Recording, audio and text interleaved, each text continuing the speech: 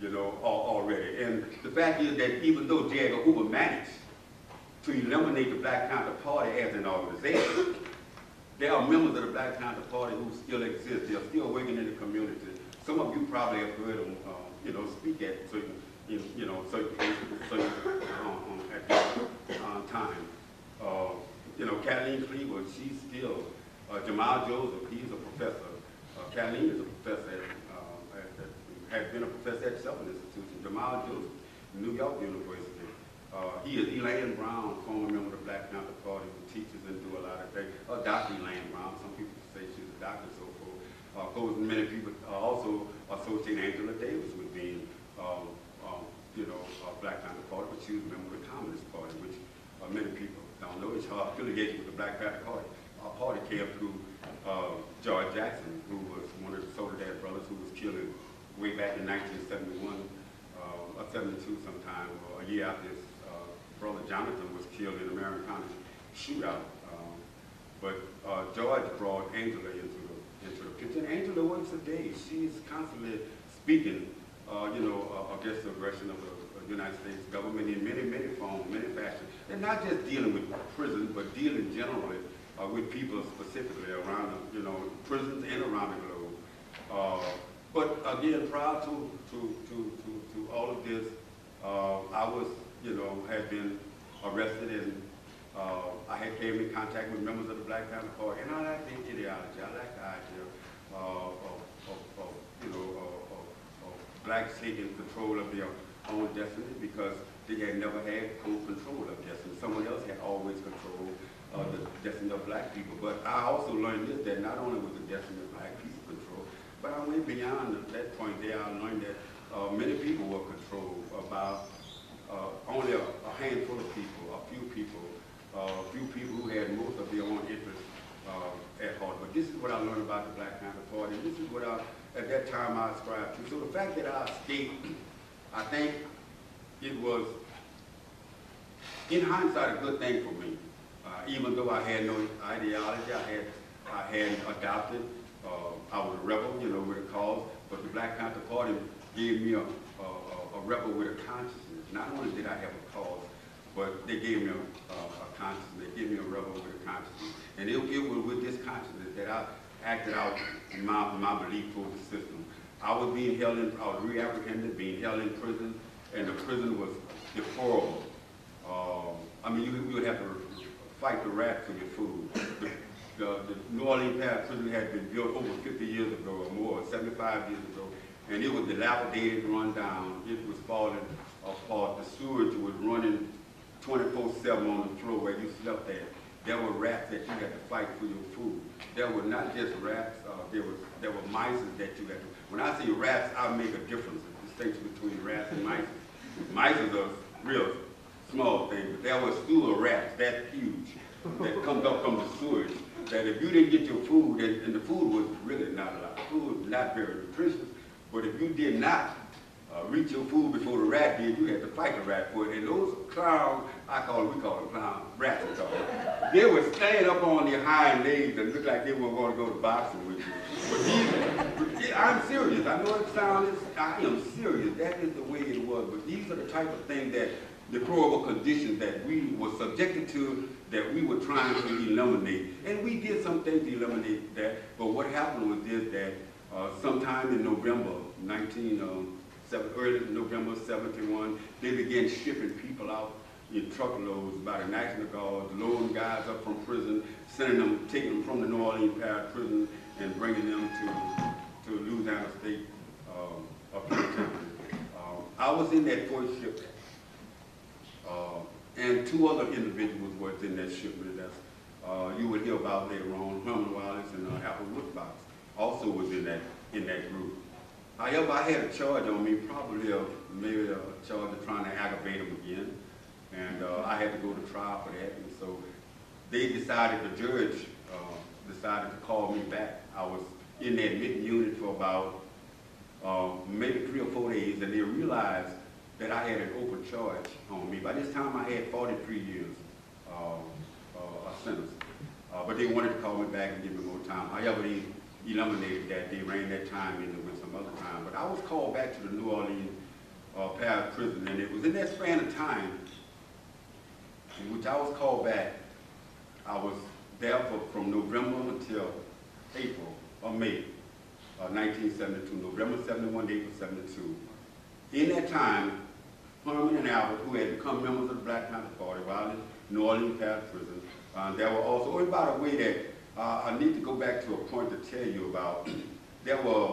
I witnessed this shootout between the police, so-called shootout between the police and that was in the Black Panther Party. There were 12 members who was arrested on that day, 3 women and 9 men. The fact that neither died it was a miracle. The fact that they called it a shootout, it really was not a shootout. It was more like a shoot-in, because they killed a house. They didn't kill any, and it was because of Geronimo. Some of you heard of Chief Jagger. He was a former member of the Black Panther Party. He recently died a couple of years ago. He had been to Vietnam, and he was a war veteran, and he got all kind of, Purple Hearts for bravery and so forth. But when he came back to the United States, he saw how it was, and he joined the Black Panther Party. But if it wasn't for his expertise and his knowledge about defense, they probably would have killed everybody in that house. But they arrested those folks and they sent them to the New Orleans Parish Prison where we were. The 9 women, the 9 men came to where we were, where the men were, and the 3 women went to an area where house of detention where they held the women. But we communicated with those folks, and this is how Herman, Albert, and I, and many people who joined the Black Panther Party were able to communicate with members of the Black Panther Party, because that was the ideal, was to educate the people in prison. It didn't make any difference. Educate the people in prison to let them know what was going on and why it was happening. And so Herman and Albert caught that bandwagon as well, just as I did. But they went to New Orleans. They went left from New Orleans. They brought them, and they went to first shipment. They went to Angola, and they began to teach the prisoners and the inmates about what was going on and why it was happening. In Angola, at that time, it was considered the worst prison in the nation. There were inmate guards who ran the prison. They had the gun, the baton. If you escaped, they would come to get you, and they would beat you half to death. Many of them they killed. They also sold younger inmates into sexual slavery. Now, don't get me wrong, no one have anything against we're not homophobic or anything like that, but when you're in a forced environment, or you're in a closed-knit environment, and someone is forced into that type of activity, you can't tell, if you're going to try to teach these individuals, that prison, even though you're in prison, there is a better way of life for you, but then you don't have a hand in preventing them from being subjected to the type of low-rated activities that took place in prison with the consent of the free personnel. And the inmate guards, they had, like I say, carte blanche. They had the green light to do anything they wanted to do, and they had the administration on their side. But again, the Black Panther Party, members of the Black Panther Party, Herman and Albert, saw this as being, deplorable, and saw it as being not in conjunction with the humanizing aspect of what they were trying to show, that prison should be. And as a result of that, Herman and Albert they were successful in doing this. They began to hold political education class. I was still in the New Orleans Parish Prison. They began holding political education class. They began to teach, and not just the black prisoners, but white prisoners as well came to some of the classes. And they began to teach, and a lot of the stuff, a lot of the killing that was taking place, a lot of the, the sexual slavery that was taking place, a lot of this stuff subsided. But Herman and Albert and the Black Panther Party became culprits. They became the enemy of the state. Not so much as enemy of inmates, inmate population, but they became enemy of the state. The state saw as being something that was upsetting the apple cart. And so the Black Panther Party from day one, or if you was a militant from day one, you became a suspect and you became an enemy of the state. And so sometime during the month of April, a free personnel was found slain in one of the dormitories. He was stabbed numerous times. The first people to be suspected were members of the Black Panther Party. guy named Chester Jackson, and a guy named Gilbert Montague. All of them were charged in this crime. I was still in the New Orleans prison. 2 weeks after this crime had taken place, by the way, they were charged with this crime and they were subsequently convicted. That is, Gilbert Montague was the only one not acquitted. He was not found guilty. He was acquitted because a free man testified. A free man was an officer at that time. We called all of them free men. He testified that Gilbert Montague was in a different place. So Gilbert was tried by a jury. He was free. Herman went to trial separately. He was found guilty. Albert went to trial separately, and he was found guilty. And another individual pleaded guilty, which is another story. We could ask him a question about that later on. Why did this individual plead guilty? And I can tell you about that later on. But he pleaded guilty, and he ended up with, I think, a 20, 25-year sentence running into the 75 years he had. Actually, he got no time for this. But Herman and Albert eventually ended up getting a life sentence. Now, all of this happened despite the fact that there was no forensic evidence linking either of the individuals to the crime. They say it was a real bloody scene. Albert, when he was arrested, all of his clothes was taken. He had no blood on him. He was arrested hours later. They came to where he was, his job, and took him off. They did the same with Herman, arrested him, and there was no blood found anywhere on his clothes. Actually, there were many, many handprints and bloody fingerprints. It did not match either of the people. Albert Woodfox taking lie detector tests. Of course, in a code of law, they have people who say they know law or say they understand law will tell you that a lie detector test is not admissible in the code of law. Don't believe that. Nothing could be further from the truth. If you, even though they would tell you if you take a lie detector test that this is not admissible, they can't use this against you. But you can bet one thing, if Albert would have taken a lie detector test and it would have detected that he had actually committed this crime, the jury would have knew about it, they would have been apprised of it, and they would have utilized that information to add to whatever else misinformation or information that they may have had to convict him. But the fact is this, that Albert did not, neither one of them, he passed the lie detector test with belts. Everyone, and no one else was even given a lie detector test, but Albert passed the test. Nevertheless, Albert was found guilty, Herman was found guilty, and both of them was eventually given a life sentence. But prior to all of this, and when this crime first happened, Herman and Albert and all these folks were arrested, and they were placed in solitary confinement. This happened in April 1972. Sometime about 3 weeks later, they shipped me back from the New Orleans prison. And they decided to place me in solitary confinement. Not because I had done anything, but probably because of what I probably would have done had I been in prison. Not that I would have done it, but this is the perception that, well, if he would have been here, he would have done it too, or he would have participated in it. Despite the fact that there was no evidence of the people that they had charged had participated in it, the presumption was that I would have been participating in it too. And as a result, they placed me in solitary confinement. They placed me in the same place where Herman and Albert were. They placed me in CCR, and they charged me with not the murder, but they charged me with investigation. Despite the fact, now investigation into the murder of an officer whom I had never met in my life. I was 150 miles away when he was killed.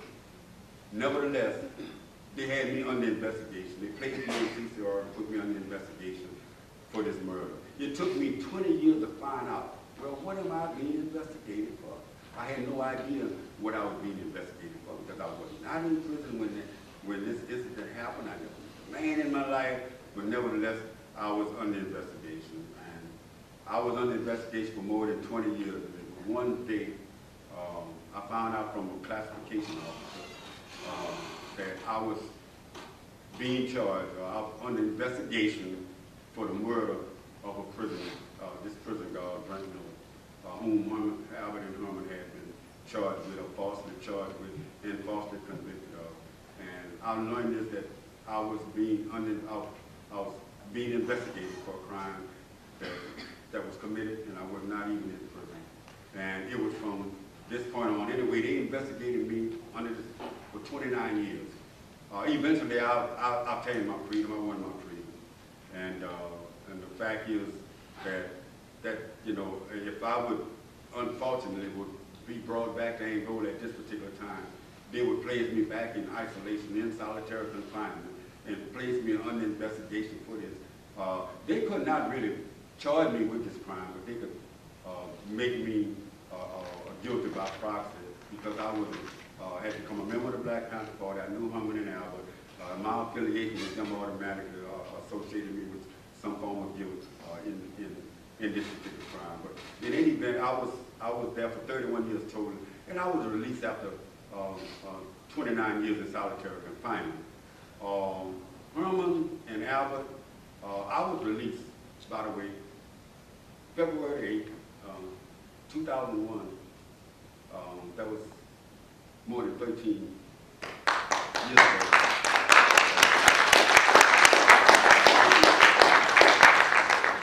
I mean, I see this as, you know, as a sort of victory, but it's a bittersweet victory for me,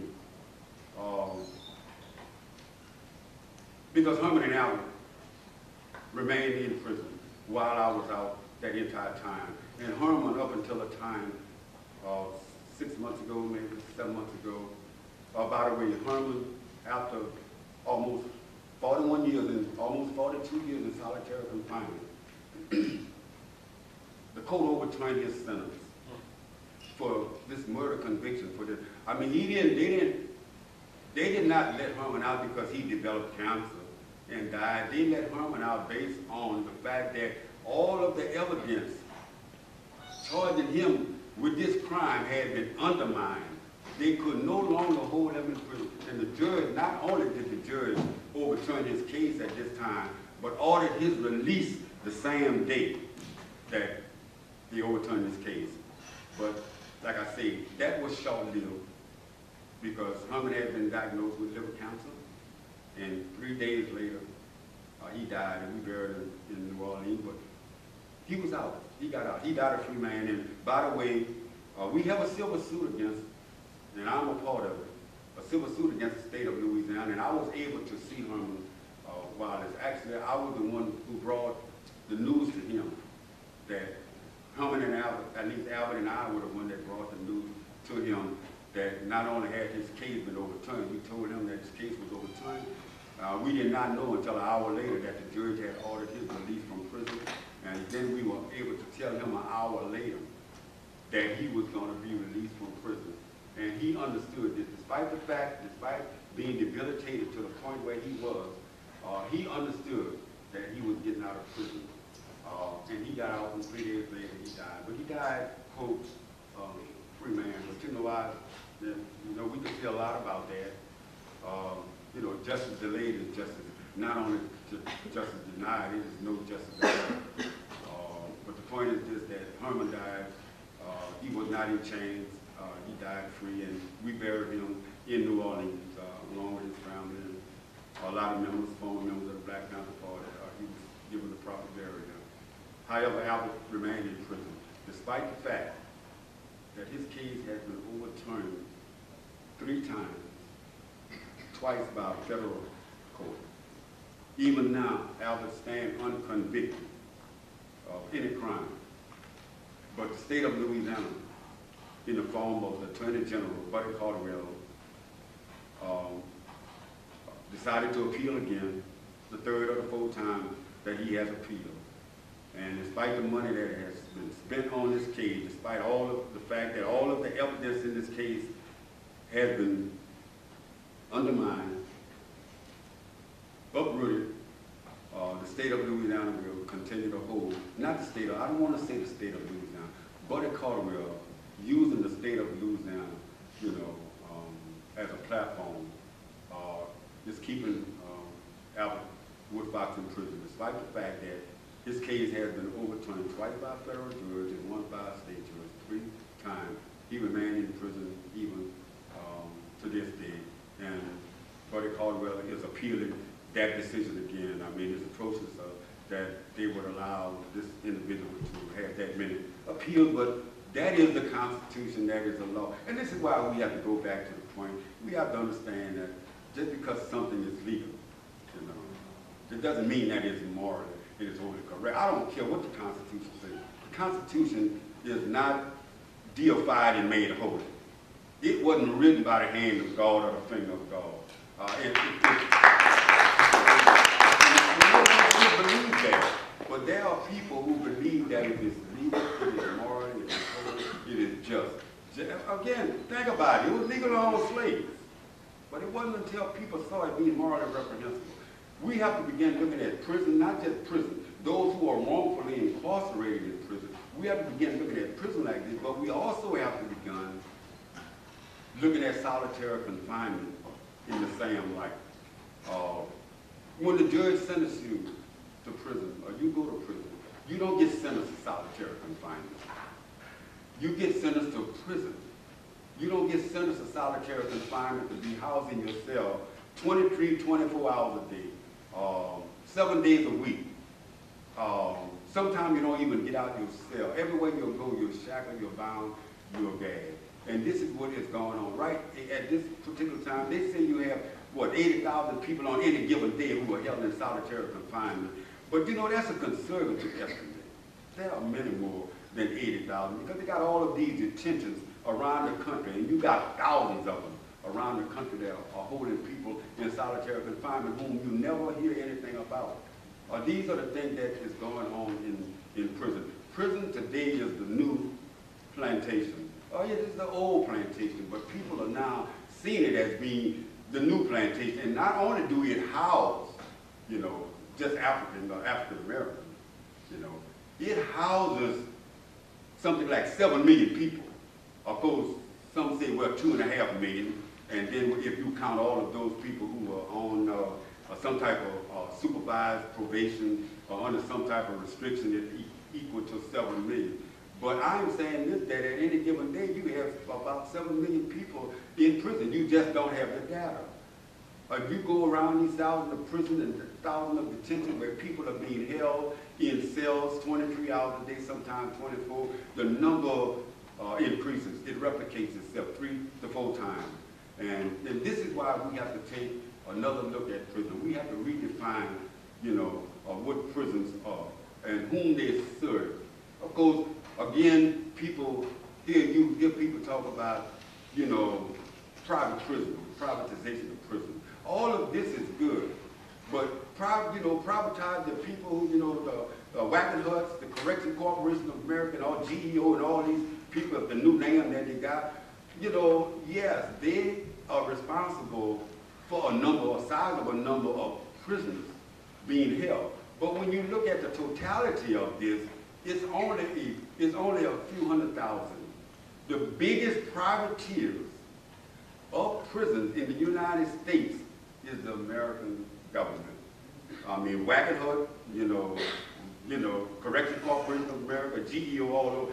They aren't. I'm not saying that they are culprits of what's not, that they aren't responsible, but the biggest, overwhelming majority of people in prison are not in private prison. They are in state-run and federal controlled prisons. And this is where we have to make sure the fight remains. We have to make sure that we continue our fight there and not against, I'm not saying that we don't struggle against Correction Corporation of America, GEO, but when we look at them, we fail to see this.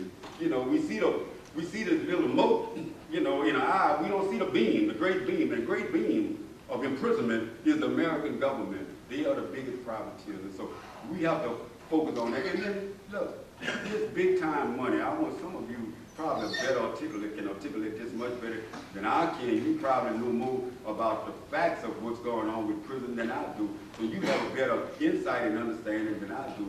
But many of you do know this, that prison itself is something that we have to deal with. And it is the federal government, it is the state government, it is the system itself that is flawed. And we have to flaw. We have to kind of see prison as being tantamount or equivalent to slavery. If we do not see prison as being equivalent and tantamount to slavery, I think we fail. We have to define first, you know, what is happening in prison. We have to be able to define, put in perspective. In order to undo anything, we have to be able to do that. And it is our duty. And it is good to know is that there are so many people today who are focused on solitary confinement. We don't live in a vacuum anymore. I've been to many hearings, legislative hearings and otherwise, that are speaking out against prison, but not just prison, but against the use of solitary confinement. Even scientists today are speaking out against solitary confinement. It's good to see so many people, high school levels, even middle school, and colleges now speaking out against solitary confinement, the use of solitary confinement. There are some realistic goals that we are trying to achieve. People are trying to achieve through action. Of course, now there are some you can ask me a question about that later, but there are some unrealistic goals that people are trying to achieve that we probably won't achieve. But what we can do, when we make noise, we can raise the bar for everyone. We have to be able to raise the bar for everyone in order to get focused and get light on what is going on in prison. This is what we have to do. We have to raise the bar for everyone, and this is the quest. This is our question. The point is just that when Herman, Albert, and I, began to focus on prison and solitary confinement, we did not look at ourselves. Of course, the primary focus was to allow ourselves, to get out of prison. That was the main purpose, was to get out of prison. But the focus was, and the more broader point and picture was, to focus on prison generally, to make the equation of what prison actually is and what prison really is, to make that equation. And once we make that equation, we think we could undermine, dismantle the system as we know it. This system that we call prison, which is actually slavery, which is actually chattel by another name. We have to do this in order to make a system. If we are really going toward a system, we're trying to achieve a system of really democracy, this is what we have to do. And another thing is people have to not be afraid to take control of their democracy. Many people believe that, we have a Democratic Party and we have a Republican Party. Many people believe we have a Democratic Party, we live in a democracy. Well, no, and don't get me wrong, I'm not trying to, to badmouth, this country, America. And I tell people this a lot. I think there's some of the most beautiful people in the world in America. I go all over. It is not the people who are flawed. It is the system itself that's flawed that kind of persuades the people to support it. But people need to understand what democracy is. It's people power. Democracy. It's a Greek word that means people power. It doesn't mean politician power, but we have relinquished. It's almost like relinquishing your birthright to someone. You have you come into the world with an initiative. You come into this world with the birthright. You come into the world with certain inalienable rights that legality can't give you, or that representative can't give you. But combine people together, combine, they can give themselves, they can create a system of democracy